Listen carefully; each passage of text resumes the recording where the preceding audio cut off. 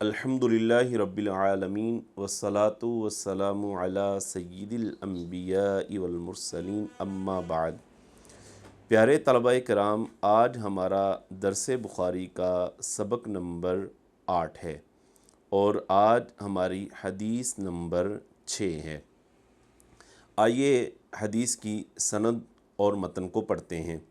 حدثنا عبدان قال اخبرنا عبد اللہ قال اخبرنا یونس عن الزہری تحویل یعنی وحدثنا بشر بن محمد قال حدثنا عبد اللہ قال اخبرنا یونس ومعمر عن الزہری نحوہ اخبرنی عبید اللہ بن عبد اللہ عن ابن عباس رضی اللہ تعالی عنہما۔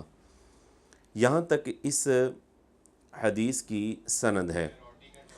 فرماتے ہیں کہ ہمیں حدیث بیان کی حضرت عبدان نے، یعنی امام بخاری کے یہ شیخ ہیں، اور یہ متوفہ 221 یا 222 سنہ ہجری ہیں، اور ان کا نام عبداللہ بن عثمان ہے۔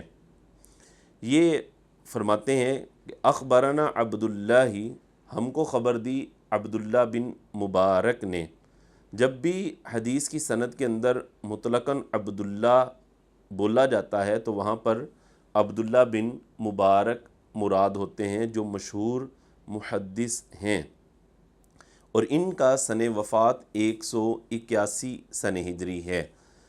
انہوں نے فرمایا کہ اخبرنا یونس، ہم کو خبر دی حضرت یونس نے، اور یہ کہتے ہیں کہ وہ روایت کرتے ہیں حضرت امام زہری سے۔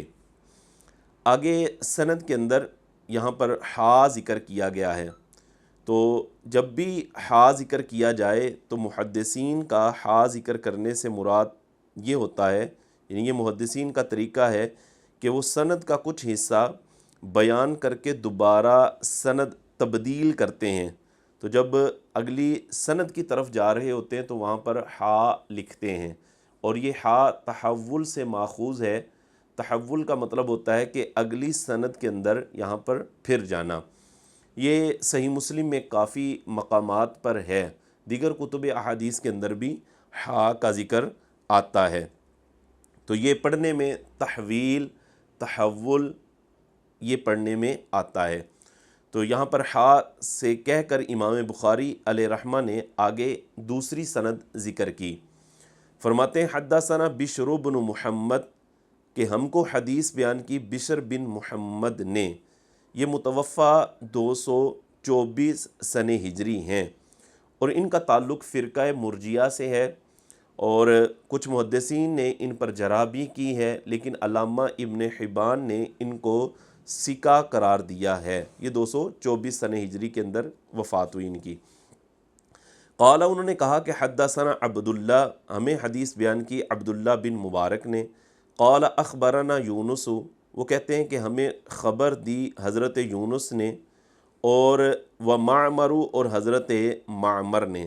اب یہاں پر دیکھیں اس سند کے یہاں پر فرق آیا ہے کہ اوپر تھا کہ صرف عبداللہ بن مبارک کہہ رہے تھے کہ ہمیں خبر دی تھی حضرت یونس نے، اور یہاں پر نیچے جو سند ذکر کی گئی ہے وہ ہے کہ ہمیں خبر دی حضرت یونس اور حضرت معمر نے، یعنی دو راوی یہاں پر اکٹھے ذکر ہوئے۔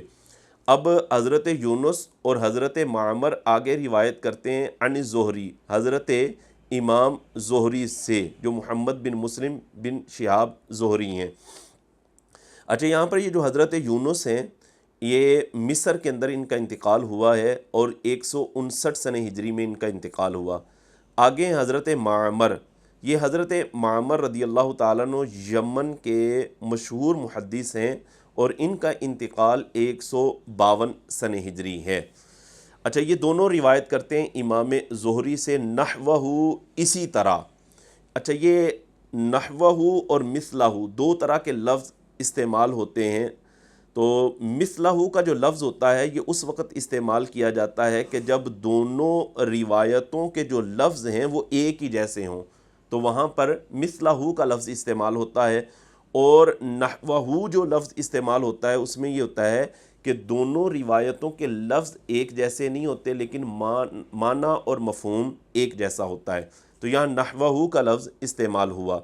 بہرحال آگے وہ کہتے ہیں کہ اخبرنی مجھے خبر دی عبید اللہ ابن عبد اللہ، حضرت عبید اللہ بن عبد اللہ نے، یہ متوفہ 99 یعنی 99 سن ہجری ہیں اور یہ فقہائے سبعہ میں سے ہیں اور حضرت عمر بن عبد العزیز کے یہ شیخ ہیں، استاذ ہیں۔ اچھا، یہ آگے روایت کرتے ہیں عن ابن عباس، حضرت عبداللہ بن عباس رضی اللہ تعالی عنہما سے، ان کا ذکر ہم نے پچھلی حدیث کے اندر بھی بیان کیا تھا۔ حضرت عبداللہ بن عباس رضی اللہ تعالی عنہما نے فرمایا کہ کان رسول اللہ صلی اللہ علیہ وآلہ وسلم اجود الناس، کہ نبی کریم صلی اللہ علیہ وآلہ وسلم تمام لوگوں میں سب سے زیادہ جود فرمانے والے تھے، سب سے زیادہ حضور علیہ الصلوۃ والسلام لوگوں کو عطا فرمانے والے، سخاوت فرمانے والے تھے۔ تو اجود یہ صیغہ اس میں تفضیل ہے جو کہ جود سے ہے۔ جود کے معنی محدثین بیان کرتے ہوئے جیسے کہ علامہ کرمانی نے یہ معنی بیان کیے ہیں، فرماتے ہیں کہ جود کا معنی ہوتا ہے کہ بغیر مانگے کسی کو دینا، یعنی کسی نے مانگا نہیں، سوال نہیں کیا، بغیر مانگے اس کو دے دینے کو جود کہا جاتا ہے، یہ ایک معنی ہے۔ دوسرا معنی جود کا یہ ہوتا ہے کہ کثرت کے ساتھ دینا، یہ بھی جود کا معنی ہے۔ اور تیسرا معنی یہ ہے کہ جس کو جس چیز کی حاجت اور ضرورت ہے تو اس کی حاجت اور ضرورت والی چیز اس کو دینے کو جود کہا جاتا ہے۔ تو نبی کریم صلی اللہ علیہ وآلہ وسلم لوگوں میں سب سے زیادہ جود یعنی سخاوت فرمانے والے تھے۔ اور آپ فرماتے ہیں وَكَانَ أَجْوَدَ مَا يَكُونُ فِي رَمَضَانَ، اور نبی کریم صلی اللہ علیہ وآلہ وسلم رمضان میں سب سے زیادہ جود و سخا فرماتے تھے۔